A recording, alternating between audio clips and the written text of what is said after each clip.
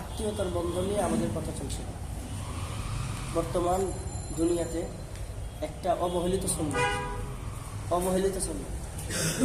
অবহেলিত আমল। তো আত্মীয়তার বন্ধন ঠিক রাখা তো সুন্নাত না, ফরজ। আত্মীয়তার বন্ধন ঠিক রাখা কি? বিধানটা হলো আল্লাহ। বিধান কার? আল্লাহ। আমরা এই হাদিসের কিতাব থেকে সরাসরি শুনতেছি। আমাদের কাছে মজলিস ছোট মনে হয়, কিন্তু অনেক ফজিলতের মজলিস। হাদিসের মজলিস, হাদিসের কথাগুলো রাসূল সাল্লাল্লাহু আলাইহি ওয়াসাল্লাম, নবীজির কথাগুলোকে ভালোবেসে শোনা। নবীজির কথা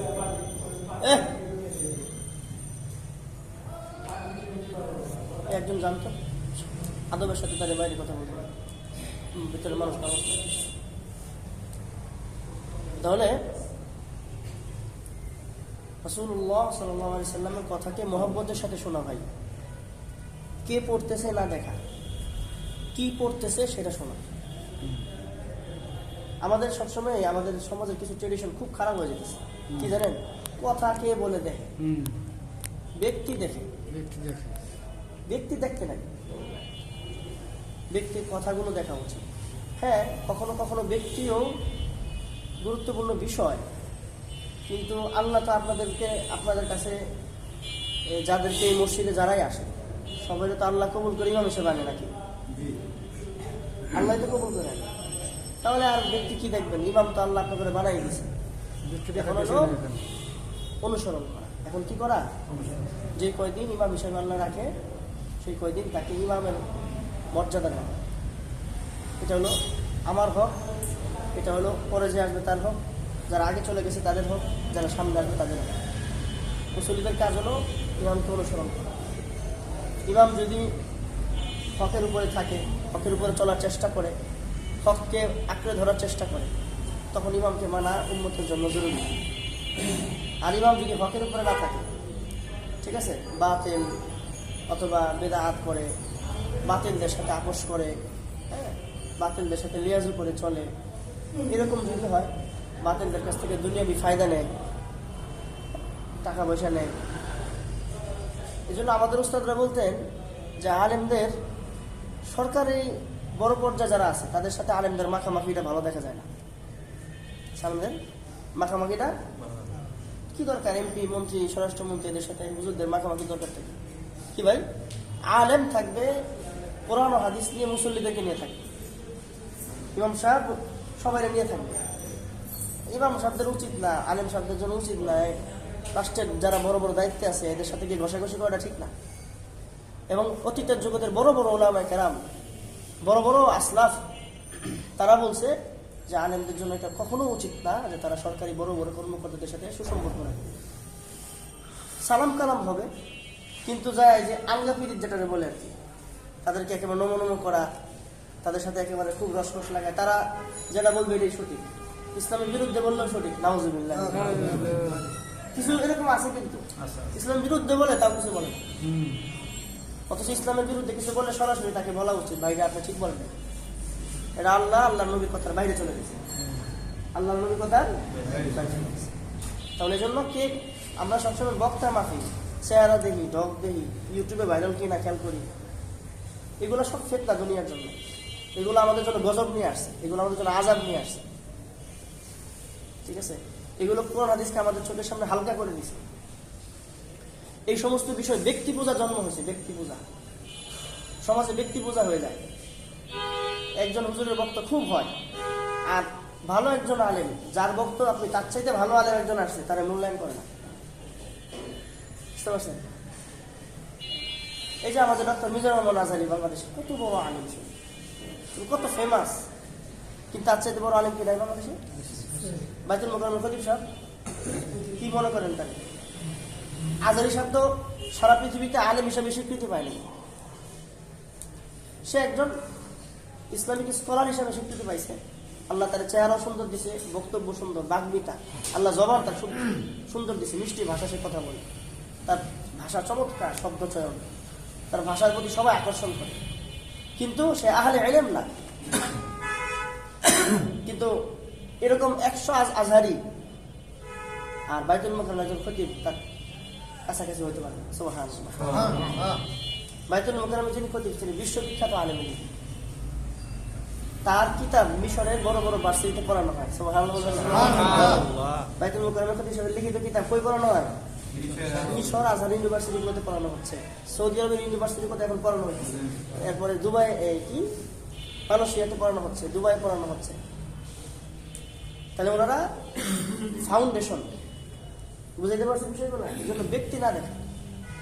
আব্দুল মালিক সাহেব যদি কেউ চেহারা দেখে চিন্তা করতো, তাহলে বেড়া সিরা জুতা পরে সবসময়, তার জুতার দিকে তাকাইলে মাথা খারাপ হয়ে যায়। এই যুগে এমন জুতা পরতে পারে মানুষ, চোখ দিয়ে পানি এসে পড়ে। এই যুগে এমন জুতা পরে মানুষ, এই যুগে এরকম জামা পরে। আপনারা যে মার্চ ফর গাজা একটা অনুষ্ঠান ছিল না, ওইখানে তার 20,000 টাকা একটা ইয়ে দিছিল, ওনাকে 20,000 টাকা হাতিয়ে দিছিল। উনি একটা ভ্যান গাড়ির উপরে উঠছিল, ভ্যান গাড়ি দিয়ে মসজিদ পর্যন্ত আসছিল। উনি খামটা খুইলেও দেখেন, ভ্যান গাড়ি ওনারা দিয়ে দিচ্ছে, বলছে এটা তুমি হাত দিয়ে নিয়ে যাও।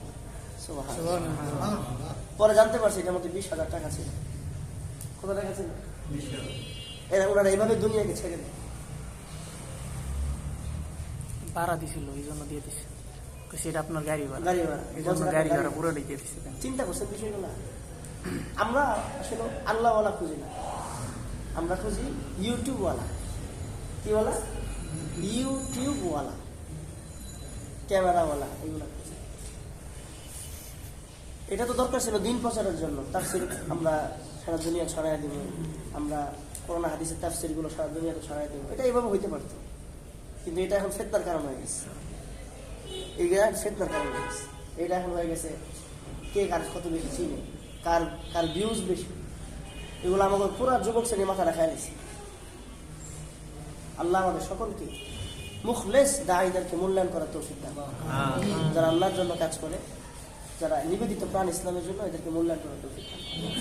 সবসময় আমরা কথা প্রায় আমি একটা ঘটনা অনেকের বলি, অনেক জায়গায় বলি যে আল্লাহ রাসূল একটা সাহাবী খুব কালো ছিল, কালো, এত কালো আল্লাহ মাফ করেন।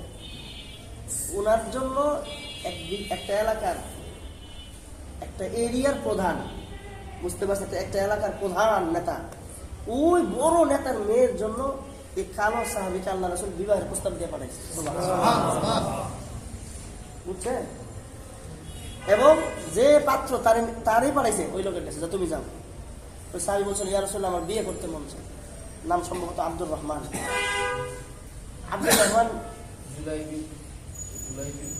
জুলাইবিব হইতে পারে, জুলাইবিব এরকম একটা সাহাবী, জুলাইবিব হইতে পারে। এখন পরে ওই সাহাবী গিয়ে আল্লাহ, ওই মেয়ে এত সুন্দরী ছিল ওই এরিয়াতে, তার নাম সুন্দরীর কারণে তার নাম হচ্ছে জামিলা। নাম কি? জামিলা। এত সুন্দর ছিল। এখন এই যে এত সুন্দর, ওই সরাসরি মেয়ের বাবার কাছে গিয়ে বলতেছে যে আমি আপনার কাছে আসছি রাসূলের পক্ষ থেকে, রাসূল আমার ব্যাপারে আপনার মেয়ের জন্য বিবাহের প্রস্তাব দিছে। এটা দিয়া নবীজি যে লিখিত একটা চিঠি পাঠাইছে না, এটা তার কাছে দিয়ে সোজা দৌড়, এখানে দাঁড়ায় নাই। কালো তো দৌড়ে যদি মার শুরু করে, বুঝেন নাই, দৌড়ে যদি মার শুরু করে দিয়ে কোনো মতে বেড়া সাইডে দেয়, মা কাইন্দা বাসি দোষ থাকলে যদি দু একটা কিনবো সাথে করবোই, যদি ঘরে ধর পিড়া, এত বড় সাহস হলো কেমনে এত বড় জায়গায় বসে, এত বড় সুন্দরী মদিনা ওলারা তারা কি বলতো? যেখানে বললাম জামিলা বলতো, এত সুন্দরের কারণে। জামিলা অর্থে সুন্দরী, জামিলা অর্থ কি? তার যে কি নাম এটা কিতাবে পাই না, তারা সবাই ওই যে সবাই উপাধি পেয়েছে জামিলা। এখন বাবা যে রাগ করতেছে এই চিঠি এই ছেলের চেহারা দেখা, আমার তো কিসমিস করতেছে। পর্দার আড়াল থেকে ভিতর থেকে মেয়ে বাবার এই দৃশ্য দেখছে, বলছে আবি লা উনজুর হাদার রাজুল, যে ব্যক্তি আসে তার দিকে তাকাবেন না, বাল আপনি চিন্তা করুন কে পাঠাইছে। কি বলছে? কে পাঠাইছে, কে আসছে সেটা দেখিয়েন না বাবা, কে পাঠাইছে। শব্দ কি বলছে? মুহাম্মাদুর রাসূলুল্লাহ। আজ যদি আপনি এই প্রস্তাব ফিরিয়ে দেন, হাসরের মাঠে আল্লাহ রাসূলের শাফায়াত থেকে আমরা বঞ্চিত হব। চিন্তা করে যে মেয়ের ইমান কত উঠতে ছিল, নবীর প্রতি তার ভালোবাসা কি ছিল। এক নবীর কথায় কুৎসিত কালো একজন ব্যক্তিকে বিবাহ করার জন্য এক পায়ে দাঁড়িয়ে গেছে। কে আসছে সেটা দেখিয়েন না, কে পাঠিয়েছে সেটা দেখেন, কে বলে সেটা না, কি বলে কার কথা বলে সেটা শুনে। যদি এই কথাগুলো যদি আপনাদের ইমানের ভিতরে ঢুকে, আমি সফল আলহামদুলিল্লাহ। আমার এই 20টা মুসল্লি যদি দিন বুঝে, আমি সফল আলহামদুলিল্লাহ। আমার 10 জন মুসল্লি যদি দিন বুঝে, আমি হাসরের মাঠে আপনাদেরকে আমার নাজাতের উসিলা বানাবো। আল্লাহ, আমি আপনাদের এই 10 জন বুঝাইছি, আমাকে 1 লক্ষ হেদায়েত দিতে হবে, এটা আমার দরকার নেই। 1 লক্ষ মানুষকে হেদায়েত দেওয়া আমার, আমি 2 জন যদি ভালো বানায় আমি মরতে পারি আলহামদুলিল্লাহ। আলী রাদিয়াল্লাহু আনহু, আল্লাহ রাসূল কি বলছে, তোমার দ্বারা যদি 1 জন হেদায়েত দেয়, কয়জন? 1 মুসলিম তোমার দ্বারা যদি হেদায়েত দেয়, তোমার জন্য জান্নাত ওয়াজিব। আলী রাসূল সরাসরি সার্টিফিকেট দিয়েছে, 1 জন, ইয়া আলী, এইভাবে বলছে। আলীর মাঝে মাঝে নবীজি অনেক পরীক্ষা করছে, এই জন্য আল্লাহ আমাদেরকে বোঝার তৌফিক দান করুন। কত দূরে চলে আসছে। আত্মীয়তার বন্ধনটা হলো সমাজে অবহেলিত, একেবারে হারিয়ে যাওয়া একটা ফরজ ইবাদত, যেটা আমাদের কাছ থেকে অনেকগুলো ফরজ ইবাদত আছে যেগুলো আমাদের সমাজে অবহেলিত। তার উপরে জামা পড়া, এটা কি পুরুষের দায়ী ফরজ না? মশির ভাই, টাকটুর উপরে কাপড় পরা কি? আর মশির ভাইরা যে সমস্ত প্রতিষ্ঠানে চাকরি করে সব আবার লেভেলের লোক, বিশাল বড় বাংলাদেশের বিগেস্ট পার্সন, এরা সব টাকা, অধিকাংশ টাকা নিচে বলে। যত বড় ডাক্তার তত বড় বাপ, যত বড় বড় ব্যক্তি তত বড় বড় বাপ। সুন্নত বুঝে তো আলহামদুলিল্লাহ। আকসার দুনিয়াদারদেরকে দেখি জামা থাকে কই, একদম টাকার নিচে। এরপরে জিন্সের প্যান্ট, ফুল প্যান্ট এত টাইট থাকে, আল্লাহ। নামাজ তো পড়ে না, নামাজ পড়তে গেলে তো এই সময় জামা ছেড়ে দেবো। এগুলো হারিয়ে যাওয়া ফরজ, চাকরুর আর হারিয়ে যাওয়া ফরজ। এটা আমাদের সমাজে এগুলো আলোচনা নেই, খুব কম। আত্মীয়তার বন্ধন হারিয়ে যাওয়া ফরজ, মেসওয়াক হারিয়ে যাওয়া সুন্নাত। ভুল সংশোধনের নববী পদ্ধতি, মানুষ একটা ভুল করে ফেলছে, একটা ভাই একজন ভুল করছে, এই ভুল করলে তার সংশোধনটা কি হতে পারে, কিভাবে তাকে ইসলাহ করতে হবে, এইটাও আমাদের সমাজ থেকে হারিয়ে গেছে। ধরো আমাদের চোখের সামনে একজন লোক একটা ভুল করছে, 10 জন মিলে তারা বকে, খেয়াল করছেন? আর যদি ইমাম সাহেব ভুল করে তো মারহাবা কোন, তার 3 জনে মারহাবা কোন। কিন্তু ভুল সংশোধন নবী পদ্ধতি আছে। ধর আপনার মেয়েটা ভুল করছে, আপনার ছেলেটা ভুল করছে, আপনার ওয়াইফ ভুল করছে, আপনার দোকানদারের প্রতিবেশী ভুল করছে, আপনার ভাই ভুল করছে, ভাড়াটিয়া ভুল করছে। ভুল সংশোধন করতে গিয়ে নববী পদ্ধতি কি ছিল, রাসূলের পদ্ধতি কি ছিল, এটা হারিয়ে গেছে আমাদের কাছে। আল্লাহ কোরআনে কি বলছে সূরা হুজুরাতে, ইন্নামাল মুমিনুনা ইখওয়া, তোমরা মুমিনরা ভাই ভাই, ফাসলিহু বাইনা আখাওয়াইকুম ওয়াত্তাকুল্লাহ। যখন তোমাদের কোনো ভাই ভুল করে, ভুলটা সংশোধন করার ক্ষেত্রে তুমি আল্লাহরে ভয় করো। সুবহানাল্লাহ, সুবহানাল্লাহ। বুঝছেন কথাটা? বুঝছেন? কথা গিলে যান। তোমার এক ভাই যদি ভুল করে, ওই ভাইয়ের ভুলটা সংশোধন করার জন্য কারে ভয় করো? আল্লাহ। তো ভুল সংশোধনের সাথে আল্লাহরে ভয় করার কি আছে? আল্লাহ কি আয়াতটা দিয়েছে চিন্তা করছেন? এটা ফরজ বিধান। আপনার মেয়েটা ভুল করছে, এই মেয়েটা ভুলের সংশোধন করার যে পদ্ধতি, এই সংশোধন করার পদ্ধতির ক্ষেত্রে তুমি আল্লাহরে ভয় করো। সে যে ভুলটা করছে, ওই ভুলের পানিশমেন্টটা যেন এত বেশি না হয় যে সেটা তার জুলুম হয়ে যায়। ভুলের পানিশমেন্টটা যেন এত বেশি না হয় যেন তার প্রতি জুলুম হয়ে যায়। কষ্টে কথা 30 টাকার অপরাধ, এমন এক থাপ্পড় দিচ্ছেন তারে, এই থাপ্পড় খায় মানে ওষুধ লাগছে 500 টাকা। বুঝতে পারছি? অন্যায় করছে, একদিন স্যালারি কেটে দেওয়ার, তার এই অন্যায় করে 10 দিনের স্যালারি কেটে দিলেন। এগুলো করা ভুল সংশোধন। এই জন্য আল্লাহ বলছে, আল্লাহ ফাসলিহু বাইনা আখাওয়াইকুম ওয়াত্তাকুল্লাহ, তোমরা ভুল সংশোধন করতে গিয়ে আল্লাহকে ভয় করো। তোমার ভাইটা ভুল করে ফেলছে, এখন থেকে আমাদের চোখের সামনে নিজের ছেলে ভুল করছে, ছেলেটা অন্যায় করছে, ছেলেটা বাবা সংশোধন করে কি দিয়া? গালি দিয়া। একটা কুকুর একটা বলে ফেললো, ছাগল বলে ফেললো, বিলাই, আরো কত কত। এই যে ছেলেটাকে সংশোধন করার জন্য বাবা কি দিল? বিভিন্ন গালি দেয়। অভিশাপও দেয়। মরতে পারস না, এটি বলে কিনা? বলে না? বলে। হাদিস কি বলে জানেন? রাসূল সাল্লাল্লাহু আলাইহি ওয়াসাল্লাম বলেন যে কুল্লু ওয়ালিদাইন ইয়াকুলু আহলাল ওয়ালাদ, সকল বাবা মা যদি সন্তানের ব্যাপারে যা বলে আল্লাহ তা কবুল করে। নাউজুবিল্লাহ। ভালো বললে আলহামদুলিল্লাহ, খারাপ বললে সেটা কবুল হয়ে যায়। এখন আপনি আপনার ছেলেকে সন্তানের প্রতি উঠলো রাগ, ওইটা বলেন জানোয়ারের ঘরে জানোয়ার, মরতে পারস না, ধ্বংস হইতে পারস না। এই যে বললেন, ফেরেশতা বলে আমিন। ফেরেশতা কি বলে? বাবা মার সকল কথা সন্তানের উপরে ফেরেশতারা আমিন বলে। এখন দিলেন যে বদদুয়া, ক্ষতিগ্রস্ত হইল কেডা? সন্তান। আপনার অভিশাপ দিয়ে দিলেন ভিতরে। এই অভিশাপই যথেষ্ট, তার ধ্বংসের জন্য এটাই কি যথেষ্ট। এবং হাজারো বাবা মা আছে জানেই না যে তার বদদুয়ার কারণে তার সন্তান উপরে উঠতে পারতেছে না। লক্ষ বাবা মা জানেই না তার বদদুয়ার কারণে তার সন্তান উপরে উঠতে পারতেছে না, বড় হতে পারতেছে না। ওই যে দিয়ে রাখছে একদিন, মরতে পারস না, ধ্বংস হইতে পারস না। জানোয়ার, কুকুর, এই যে কুকুরের বাচ্চাকে গালি দিলেন, মুফাসসিররা লিখছে যে এই যে বাবা মা তার সন্তানকে কুকুরের বাচ্চা শুয়োরের বাচ্চাকে যে গালিটা দিল, এই গালি দেওয়ার কারণে এই সন্তানের মাঝে কুকুরের আখলাক চলে আসবে। নাউজুবিল্লাহ। কুকুরের আখলাক বদ্ধ তো এটা। এখন মানুষ তার কুকুর হবে না, কিন্তু কি চলে আসবে? কুকুরের স্বভাব চলে আসবে তারপরে। কারণ বদ্ধটা কে দিছে? বাবা মা, যার দোয়া কবুল। আরবদের মাঝে আজিব আজিব লক্ষণ পাওয়া যায় আরবদের কাছে। আরবরা এত সতর্ক, আল্লাহু আকবার। কোন বাবা মা তার সন্তানের রাগ উঠলে বদ্ধ দেয় না। যত বেশি সন্তান জ্বালায় তত বেশি সে দোয়া করে। মক্কার ইমাম ছিল 2 বছর আগেও না 3 বছর আগেও, শেখ কালবানি তার নাম, কালো করে লোকটা। সে নিজে একদিন বক্তব্যে বলতেছে যে আমি মক্কার ইমাম হয়েছি আমার মার দোয়া। সে বলতেছে যে আমি খুব খারাপ ছিলাম, এত জ্বালাইতাম আমার মা বাপরে, খুব কষ্ট দিতাম, কোনো কথা শুনতাম না, ডাইনে বামে এমনি সেমনি বহুত কিছু করতাম। মার এই পরিমাণ কষ্ট দিছি, এই পরিমাণ জ্বালাইছে, মার কলজাটা পুড়ে গেছে। একদিন মা কষ্টে কইছে আল্লাহ তাআলা মক্কার ইমাম বানাক। সুবহানাল্লাহ। ঠিকই তার দোয়া একদিন সে মক্কার ইমাম হয়ে গেছে। পরের থেকেই দিলে তার সব পরিবর্তন হয়ে গেছে।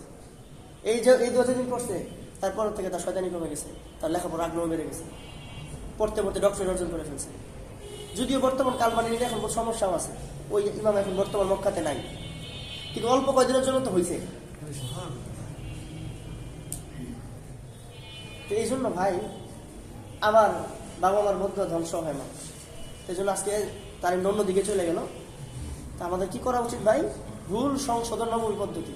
ভুল হয়ে গেলে রাসূলের পদ্ধতি অনুসরণ করে সংশোধন করা, কোরআনের ফর্মুলা অনুসরণ করে সংশোধন করা। একজন ভাই ভুল করে ফেলছে, তারে গালিগালাজ, তাকে তোহমত, তাকে লজ্জা, সকলের সামনে লজ্জা দেওয়া, তার নিয়ে 10 জনের কাছে তার ওয়েট নষ্ট করা, এগুলো সংশোধনের পদ্ধতি না, এগুলো আরো সমাজ ধ্বংস করার পদ্ধতি। ছেলেটা ভুল করলে ছেলেকে ঘরে নিয়ে বাবা বোঝাবেন, মেয়েটা ভুল করলে মেয়েরে ঘরে নিয়ে আদর করে করে বোঝাবেন। স্ত্রী ভুল করে ফেলছে, স্ত্রীকে সকলের সামনে বেজ্জতি না করা।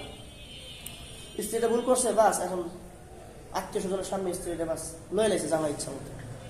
এমন অপদার্থ জামাই দেখছি ঢাকা শহরে, লাত্তি মারে সবার সামনে। আমি লাত্তি মারতে দেখছি, লাঠি দিয়ে পিড়াইতে আমি আমার চোখে দেখছি বাসার মধ্যে। কয়েকজনের সামনে মারতেছে স্ত্রী, চুল ধরে টানতেছে। আশ্চর্য, সে কি গোলাম?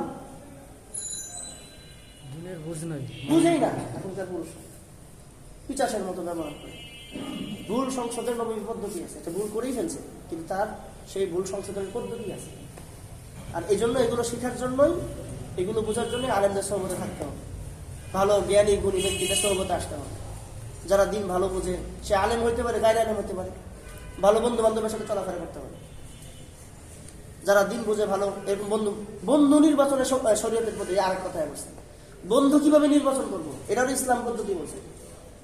যার সাথে তার সাথে মন চায় রাস্তার মধ্যে হাঁটতেছে, কিছুদিন পরে দেখা যায় ওই বিড়ি খায়, ওই বিড়ি খায়, কিছুদিন পরে আবার ডিগ্রি উন্নত হয়, একাই বিড়ি একাই ডান্ডা। বন্ধু নির্বাচনে ভুল হয়ে গেছে, খালি স্কেল বাড়ে, বিড়ির পরে তামাক, তামাকের উপরে আরো যায় মদে, পরে যায় গান যায়, আস্তে আস্তে বাড়তে থাকে। এটা কি? ওই যে বন্ধু নির্বাচন করার ক্ষেত্রে প্রথমে ভুল করে বলেছে, ইয়া আইয়ুহাল্লাযীনা আমানু তাকুল্লাহ ওয়া কুনু মা'আস সাদিকিন। আল্লাহ বলছে দেখো তোমরা সাথী নির্বাচন করো, তোমরা চলো সাদিকিনদের সাথে চলো। সুবহানাল্লাহ। সুবহানাল্লাহ। বন্ধু